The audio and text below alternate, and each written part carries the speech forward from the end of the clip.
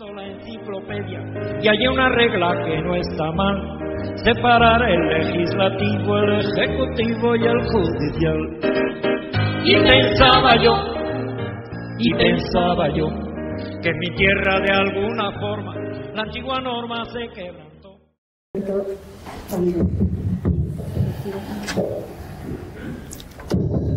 Bueno, buenas tardes. Hoy es un día de celebración del aniversario de la Constitución dentro de 2 días y por tanto yo creo que tenemos que remarcar sobre todo ese hecho, el hecho de que queremos celebrar los 47 años de Constitución, lo que es especialmente significativo en un país como el nuestro, en el que todo el mundo parece alejarse de la implicación en la defensa de la Constitución, sobre el supuesto de que otros actores, otros sectores, otras gentes resolverán el problema y mantendrán la vigencia de la Constitución. Una vigencia que, como expresaba ahora Ramón, por muchas circunstancias, no solo internas a nuestro país, sino por el contexto internacional, está más en entredicho que nunca. Bueno, sí quiero empezar diciendo que bueno, es un privilegio contar en un día como hoy con la presencia de Ramón Jáuregui. Creo, lo he dicho en alguna otra ocasión, creo que entre quienes proceden de eso que algunos despectivamente llaman clase política, creo que es una excepción en su capacidad de reflexión, en el nivel de reflexión que tiene, y para nosotros es un privilegio poder contar hoy con él aquí en este acto de celebración de la Constitución. Lo ha señalado Ramón, aunque nos hemos dividido el trabajo, pero yo sí quiero empezar con alguna reflexión sobre la importancia de esta efeméride, de estos 47 años de Constitución, porque lo ha dicho Ramón, pero quiero insistir, es una excepción en nuestra historia política. Y, por tanto, teniendo en cuenta en España, en la historia política española, los sistemas democráticos han sido pequeños paréntesis, insertos en grandes periodos no democráticos, dictatoriales, etcétera, etcétera.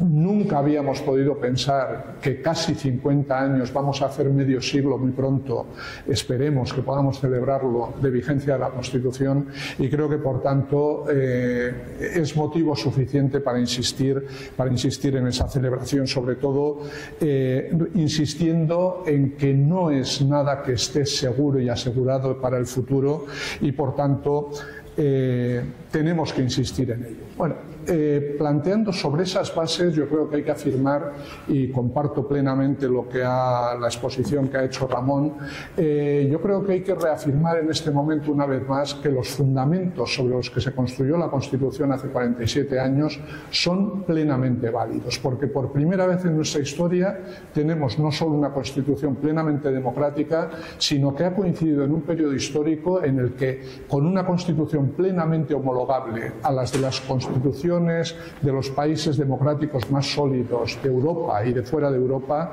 hemos vivido hasta ahora un periodo de estabilidad democrática en Europa, y es la primera vez que se da esa coincidencia entre nuestra estabilidad democrática y la estabilidad democrática del continente. España siempre había ido en ritmos diferentes al del resto de Europa, y eso nos ha permitido una consolidación que en otras circunstancias probablemente hubiese sido muy difícil.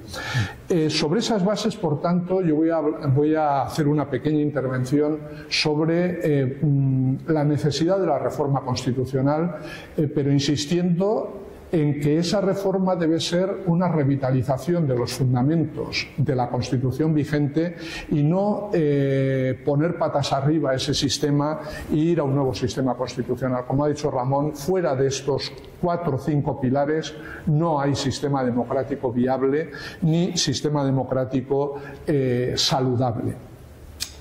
¿Por qué, sin embargo, defendemos la necesidad de la reforma constitucional? Bueno, se suele decir reiteradamente que políticamente la reforma constitucional es inviable, pero yo en el ámbito académico, y creo que también como asociación ciudadana Euskal Federalista, no podemos aceptar la dinámica de que lo que no es posible políticamente no es necesario. Por el contrario, creo que tenemos que insistir, siendo plenamente conscientes del enormemente difícil panorama político para afrontar una reforma, la imposibilidad, la inviabilidad, cuando menos a corto plazo, de esa reforma. Creo que tenemos que insistir en que, sin embargo, la revitalización, el mantenimiento del sistema constitucional, del sistema democrático, de forma saludable, exige necesariamente afrontar ciertas reformas de la Constitución. El problema es que cuando no se afrontan las reformas a su debido tiempo, cuando se afrontan a su debido tiempo es posible hacer pequeñas reformas que no cambian el conjunto del sistema, que solo afectan a una parte muy concreta, es gestionable. El problema de los países como España, que son incapaces de afrontar la reforma, es que los problemas se van acumulando y al final la legitimidad de la Constitución sufre enormemente en su penetración social. En la historia de España, cuando ha habido periodos cuando menos formalmente democráticos, ha sido precisamente la incapacidad de afrontar las reformas a su debido tiempo lo que ha llevado al colapso del sistema. La Restauración, el régimen de la Restauración, es un ejemplo clarísimo. Y nosotros corremos ahora, la ciudadanía española, corremos el riesgo de que la incapacidad de afrontar las reformas lleve al colapso del sistema constitucional. Estamos viendo ya una crisis importantísima que, en el contexto que ha señalado Ramón, europeo y mundial, puede ser realmente catastrófico. ¿Por qué la reforma? En el nacimiento de la primera Constitución democrática moderna en los Estados Unidos hay una polémica entre Thomas Jefferson y James Madison. Thomas Jefferson, que tenía un lenguaje muy bíblico y cuando se ponía a escribir se le ocurrían cosas magníficas, aunque luego cuando tenía responsabilidad política hacía exactamente lo contrario de lo que había predicado. Thomas Jefferson decía que cada generación tenía que elaborar su constitución, que de la misma forma que a un adulto no le sirve los ropajes o el traje de un niño, cada generación tenía que hacer su propia constitución. James Madison, el gran pensador constitucional de la Constitución norteamericana, dijo que no había sistema político que pudiese resistir una convención constitucional en cada generación. Sin embargo, eso no quiere decir que no haya que afrontar que las constituciones no haya que reformarlas. No hay que hacer una nueva constitución en sus fundamentos, en sus cimientos. Suiza en 1999 aprobó una nueva constitución, una constitución totalmente nueva, sobre los mismos cimientos que habían venido desde la Constitución de 1878. Es decir, no me refiero a formalmente una nueva constitución, sino a sustancialmente una nueva constitución. Pero hay que revitalizarla cuando determinados elementos empiezan a entrar en crisis, porque si no, las nuevas generaciones que se pueden sentir plenamente identificadas con una Constitución, por muy vieja que sea, si responde a sus expectativas, a sus problemas vitales, a los problemas sociales, se sentirá desligada de ella y empezará a ser un argumento el que es una Constitución en la que no ha participado, cuando esa Constitución no es capaz de responder a las expectativas y a los problemas que acucian a la sociedad.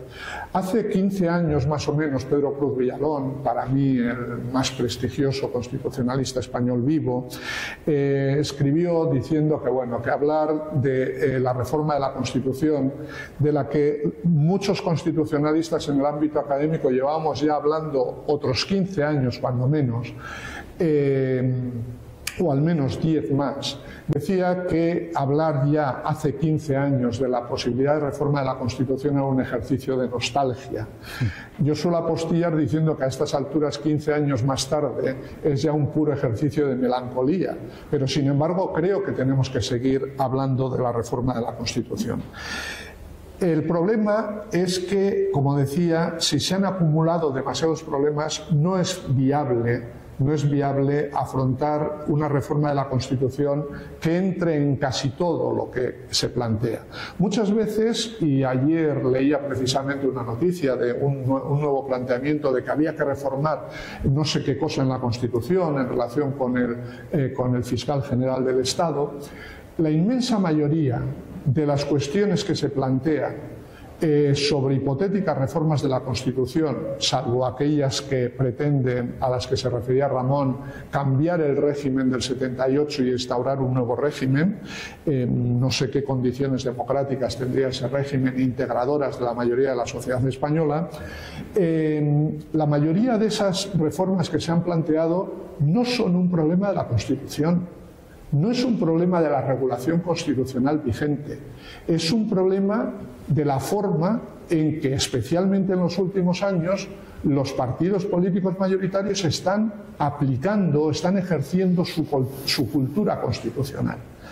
Pero hay un ámbito, no el único quizás, pero hay un ámbito especial que requiere una reforma de la Constitución desde hace mucho tiempo. Y es casualmente, no por casualidad, el objeto de nuestra asociación, de la Asociación Euskal Federalistak, Federalistas del País Vasco, UEF, y es el sistema autonómico. Y voy a intentar en unos pocos minutos explicar por qué. Se ha referido en un momento Ramón a que la Constitución quizás en el título octavo es indiciaria o es tentativa, etc. El título octavo ha sido objeto, precisamente por esa razón, avanzando más en lo que decía Ramón, en sentido más crítico, ha sido muy criticada por muchos en el ámbito académico. Yo llevo muchos años defendiendo que fue no solo una opción correcta, sino la única opción correcta que podía permitir una evolución adecuada del sistema de autonomías territoriales en España. ¿Por qué? En la historia constitucional española, después de la desgraciada experiencia de la Primera República, pobre república a la que le achacan ese carácter federal, cuando el contexto, bueno, ya lo he dicho otras veces, no voy a repetir, es el elemento menos importante, aunque al final fue donde estalló, entre otras cosas. Pero bueno, tras la negra experiencia o la frustrante experiencia de la Primera República, la corta vida, que este es un hecho muy importante, la corta vida de la Segunda República impidió que elementos esenciales de la ecuación que había que resolver respecto a la reforma, respecto a la autonomía territorial, España no había sido capaz de despejar las incógnitas que tenía esa ecuación. La inmensa mayoría de las incógnitas que tenía esa ecuación, todos los territorios, territorio autónomo sí o no, todos con las mismas competencias sí o no, etcétera, etcétera, qué organización institucional del Estado adecuada a esa autonomía territorial, etcétera, etcétera, no habíamos sido capaces en España de resolver, de despejar históricamente esas incógnitas. La Constitución del 78, en el título octavo, acierta plenamente estableciendo procedimientos que permitirían despejar esas incógnitas. Y es lo que, gracias a la prolongada vigencia de la Constitución, ha sido posible. Pero hace ya muchos años que esas incógnitas están despejadas, cuando menos desde las reformas de los estatutos de autonomía de autonomía ordinaria en 1992, en el periodo en torno a 1992, esas incógnitas están ya despejadas. ¿Y qué nos encontramos? Nos encontramos con una Constitución en la que algo tan importante como el gobierno de ese sistema autonómico está prácticamente vacío. Solo ha quedado un esqueleto, yo suelo reducir, hay poquito más significativas, solo nos han quedado dos elementos. El, por desgracia, famoso artículo 155 de la Constitución y el 149.1 en el que la Constitución establece las competencias que se reservan al Estado. Pero ese artículo 149.1, que es capital, está aquejado de importantísimos problemas, porque en la inexperiencia del constituyente, en la inexperiencia política española con las autonomías territoriales, se siguió un modelo, el modelo tradicional de la Constitución norteamericana, de las constituciones más antiguas, de referirse a títulos genéricos, de forma muy genérica, a medio ambiente, transportes, etcétera, etcétera. Cuando las constituciones federales más modernas, que no siguen el esquema anglosajón en el que los jueces sustituyen al constituyente interpretando, y las sociedades lo admiten, hasta ahora lo han admitido pacíficamente, la cultura jurídico-política europea continental, sin embargo, no admite fácilmente esa forma de actualizar la Constitución. Y las constituciones federales modernas, la alemana y la suiza, han hecho reformas importantísimas precisamente en el sistema de distribución de competencias para desmenuzar cada materia, diciendo qué corresponde a cada uno, eludiendo esas referencias genéricas que eran históricamente tradicionales. Por tanto, incluso el único elemento sustancial que nos queda en el título octavo está necesitado de una profundísima reforma. Y en el título octavo no hay un diseño global del sistema autonómico y no hay, que es más grave todavía, no hay un diseño del gobierno común, compartido, de ese sistema de autonomías territoriales. Lo ha tenido que ir sustituyendo como ha podido, con épocas más brillantes y épocas menos brillantes, el Tribunal Constitucional. Pero eso crea muchos problemas y, sobre todo, crea una presión, provoca una presión sobre el Tribunal Constitucional difícil de soportar para el propio Tribunal. Y cuando el Tribunal se ha sectarizado, como ocurre ya desde hace unos cuantos años, cuando el Tribunal se ha sectarizado, el Tribunal ya no es capaz de cumplir esa función. Por eso propugnamos la reforma de la Constitución y por eso creemos que es prioritaria la reforma del título octavo de la Constitución para hacer que este Estado democrático de profundas autonomías territoriales sea realmente viable y no acabe convirtiéndose en un problema que ponga en duda la estabilidad del sistema constitucional. Eso es todo lo que quiero. Muchas gracias.